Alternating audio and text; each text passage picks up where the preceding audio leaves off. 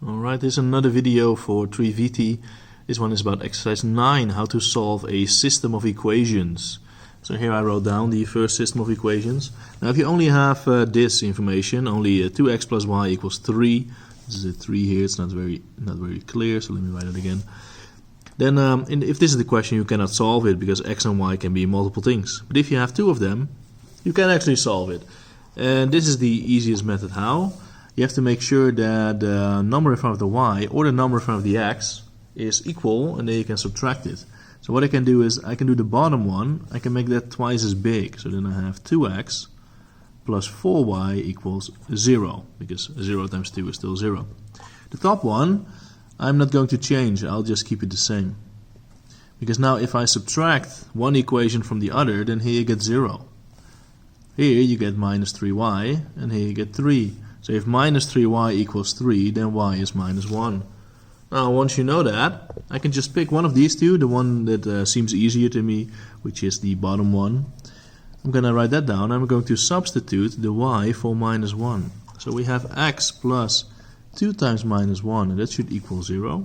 So this is x minus 2 equals 0.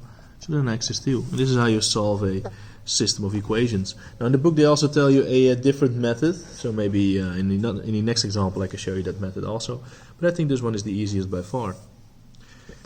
Here's another example where we have 6x minus 5y is 3 and 3x minus y is minus 3.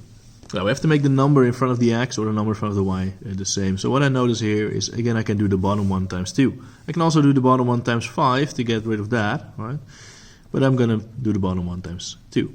So here this just stays like that, and here we get 6x minus 2y equals minus 6. Now if you subtract this, here we get 0, and then here minus 5y minus 2y is minus 3y. So that might be a bit annoying. Maybe some people would write down minus 7 here, but it's minus, and then minus, this will be plus, so it will be minus 3y. And here negative and negative is also positive, so this is 9. So y is equal to minus 3. And then we're going to take the one that I find the easiest, which is, I think, the bottom one again. And then instead of y, I'm going to write down minus 3. And the answer should also be minus 3. So it's all a coincidence that it's all 3's there. So here we have 3x plus 3 equals minus 6. Oh, sorry, minus 3. So 3x is minus 6, so x is minus 2, and that's it. Now there is another way in the book, I'll also show you that. And what the other method in the book is that they take one of these equations, so like 3x minus y equals minus 3. And you're going to separate one of the numbers. So I'm going to take the 3x away. So then we have this. And then I want to make this positive. So y equals 3 plus 3x. And that means you isolated y. Y is on its own now. And then what you can do is you can take the other one, so the 6x minus 5y equals 3, and we can fill the y, because y is this, we can fill that in over there. So then you get 6x minus 5 times in brackets 3 plus 3x equals 3. And then we need to work out the bracket, so you get minus 15 and minus 15x equals 3. Then if I subtract this from each other, you get minus 9x, and if you add this to that, you get 18.